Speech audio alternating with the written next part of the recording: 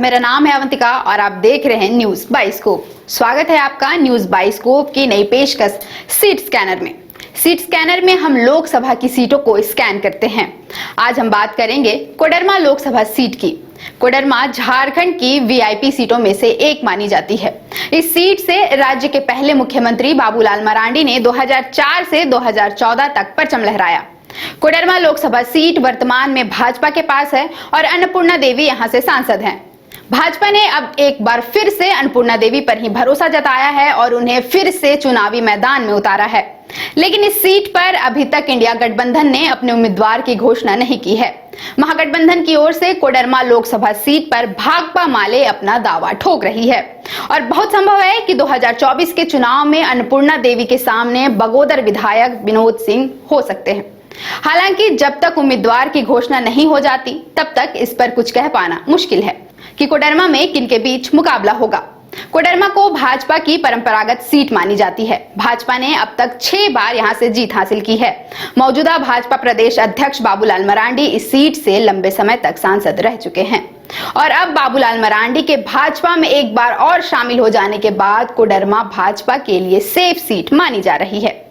लेकिन आज जो बाबूलाल मरांडी भाजपा की जिस उम्मीदवार अन्नपूर्णा देवी के लिए लोगों से वोट की अपील कर रहे हैं, वही बाबूलाल मरांडी पिछले चुनाव यानी 2019 लोकसभा चुनाव में कोडरमा सीट से खुद अन्नपूर्णा देवी के खिलाफ चुनावी मैदान में थे। बाबूलाल मरांडी ने जेवीएम की टिकट से चुनाव लड़ा, लेकिन बाबूलाल 4,55,660 वोटों से अन्नपूर्णा देवी से हार गए थे। इस बार कोडरमा में भाजपा और महागठबंधन के अलावा यूथ सेंसेशन जयराम महतो की पार्टी भी अपने उम्मीदवार चुनावी मैदान में उतारने की तैयारी में है। राज्य के युवाओं और विद्यार्थियों में जयराम महतो को लेकर खासा उत्साह देखा जा रहा है। अब चुनावी नतीजों के बाद ही पता चल पाएगा कि कोडरमा की जनता इस बार किसे मौका देती है।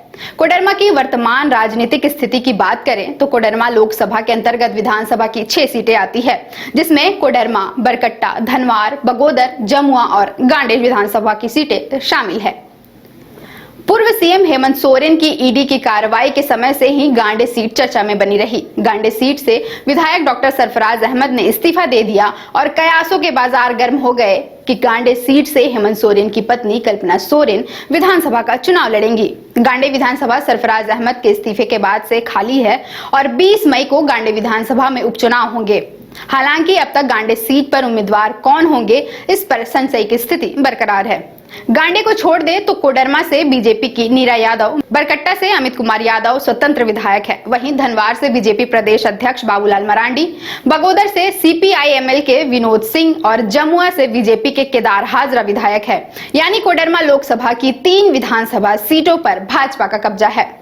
कोडरमा लोकसभा सीट के इतिहास के पन्नों को पलटे तो यहाँ से 6 बार भाजपा ने जीत दर्ज की है। वहीं कांग्रेस ने सिर्फ 2 बार कब्जा किया है। 1977 में कोडरमा में पहली बार जनता पार्टी ने जीत दर्ज की थी और रतिलाल प्रसाद वर्मा पहले सांसद बने।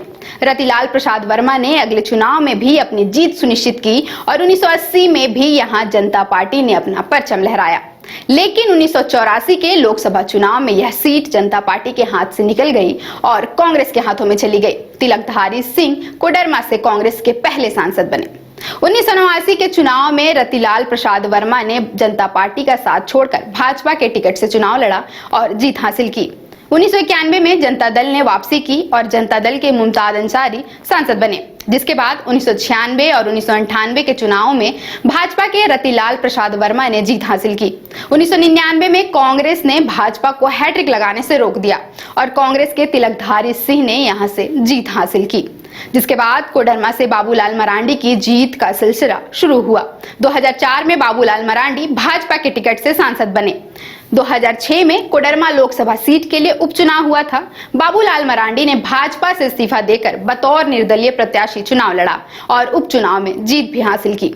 2009 के लोकसभा चुनाव में भाजपा से अलग होकर बाबूलाल मरांडी ने अपनी नई पार्टी बनाई, नाम रखा झारखंड विकास मोर्चा। 2009 में बाबूलाल मरांडी ने जेवीएम के टिकट से चुनाव लड़ा और एक बार फिर कोडरमा लोकसभा सीट से विजयी हुए, जिसके बाद 2014 और 2019 के चुनाव में मोदी लहर पर सवार होकर बीजेपी ने जीत दर्ज की। 2014 में भाजपा से रविंद्र कुमार राय सांसद बने। वहीं 2019 में भाजपा से अन्नपूर्णा देवी की जीत हुई। अब 2024 के लोकसभा चुनाव के लिए भाजपा ने अन्नपूर्णा देवी को मैदान में उतारा है, लेकिन उनका मुकाबला किससे होगा ये अब तक तय नहीं हुआ है। आगे हम और भी सीटों को स्कैन करते रहेंगे। देखते रहें न्यूज़ बाइस्कोप।